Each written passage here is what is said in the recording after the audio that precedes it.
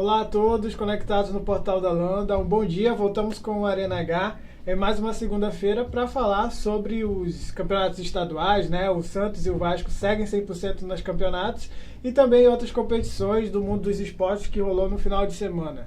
E agora vamos começar justamente falando sobre o Campeonato Paulista, chegou a terceira rodada. No final de semana, no sábado, acho que ontem, foi realizado o jogo São Paulo e Santos. No clássico Sansão, quem saiu melhor, né, que saiu melhor da partida foi o Santos, vencendo por 2-0, seguindo com 100% de aproveitamento na competição.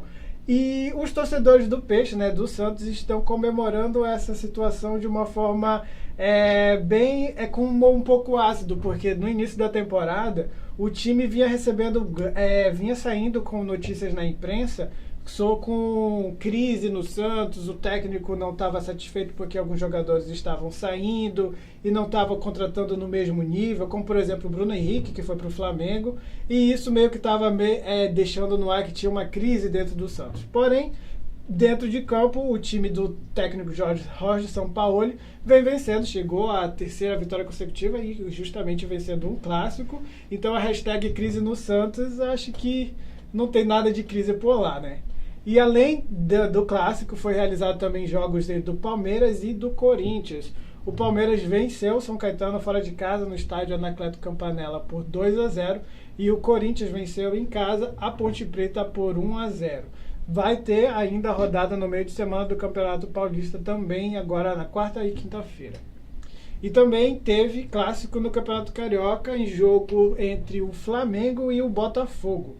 O time da Estrela Solitária começou o jogo vencendo por 1-0 com gol marcado por João Paulo, mas o estreante vindo do Santos, o Bruno Henrique, fez os 2 gols da vitória do Flamengo, uma vitória de virada. Com o resultado, o Flamengo agora lidera o grupo C com 7 pontos, já o Botafogo é o lanterna do grupo com apenas 1 ponto. E fazendo uma pequena análise, acho que sobre o Campeonato Carioca, ainda tem muita coisa para acontecer em relação aos times, né? Esse início de temporada é um pouco difícil para os grandes, então acho que não tem nada de tão ruim no Botafogo, porque o time chegou a estar vencendo, teve chance de até ampliar o marcador no clássico e poderia ter saído com um resultado um pouco melhor sim em frente ao Flamengo. Mas o Flamengo tem um time estrelado, com bons jogadores, né? Com um estreante desse como o Bruno Henrique, e acabou saindo com a vitória, mas não é terra arrasada no Botafogo, ainda tem tempo de melhorar. Eu acho que agora para Taça Guanabara é um pouco difícil, porque tá com apenas 1 ponto e o grupo já tem só apenas 2 partidas, é um pouco difícil para se classificar para as semifinais da Taça Guanabara. E ontem também foi realizado o jogo, também entraram em campo o Fluminense e o Vasco pelo grupo B. O Fluminense venceu mais uma na temporada, a segunda vitória consecutiva, por 3-1 à Portuguesa, com gols marcados pelo lateral Ezequiel, o Ione Gonzalez, o colombiano, que agora virou xodó da torcida, e pelo Luciano. O Fluminense é o segundo colocado do grupo, atrás do Vasco, que é outro que segue 100% nas competições estaduais, ao vencer o Americano, com gol marcado por Marrone. O Vasco e o Fluminense se enfrentam no próximo sábado no clássico que vai ser realizado em Brasília. Antes, vai ter jogo também no Campeonato Carioca no meio de semana.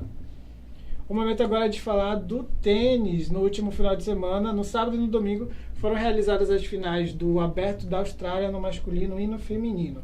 O sérvio Novak Djokovic provou estar em um nível muito acima dos adversários, inclusive Rafael Nadal, pois venceu o espanhol por 3-0 lá em Melbourne, a final do Aberto da Austrália.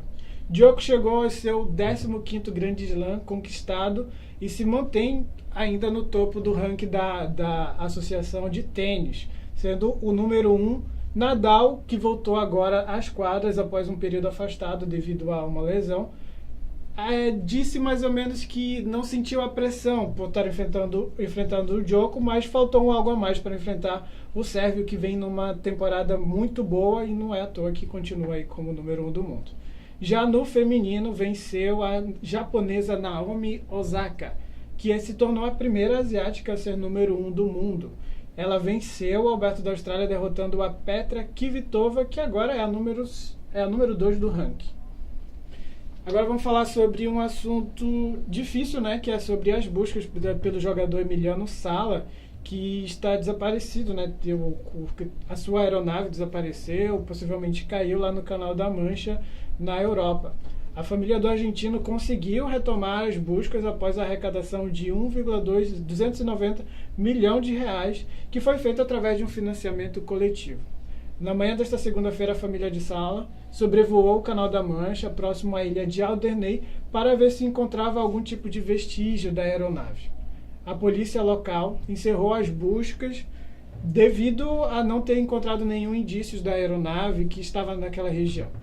Na semana passada, o compatriota de Sala, né, o Messi, pediu às autoridades para que não desistissem das buscas pelo argentino. O desaparecimento da aeronave ainda não tem nada de esclarecimentos.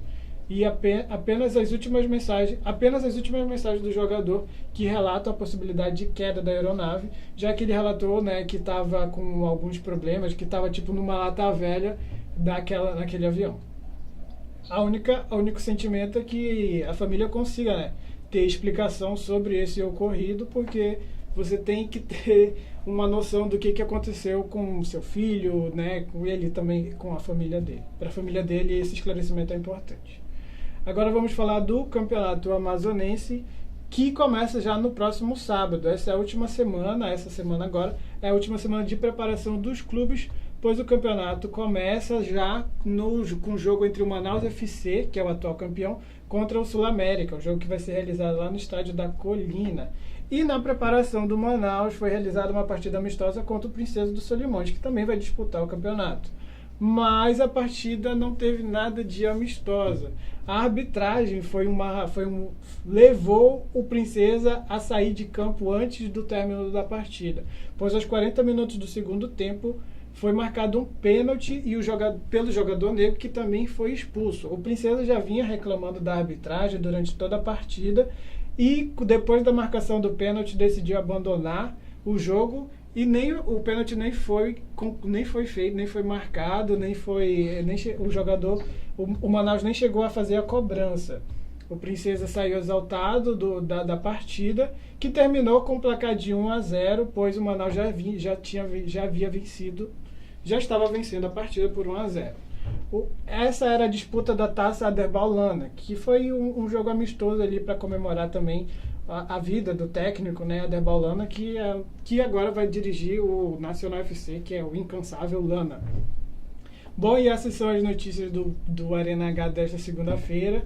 A gente volta no próximo final de semana, na próxima semana, para falar mais sobre os campeonatos estaduais e o início do Campeonato Amazonense, e também vai ter a decisão no final de semana do Super Bowl, né, do futebol americano, que também a gente vai trazer algumas informações na próxima segunda-feira. Então é isso, desejo uma boa semana para todos e até lá.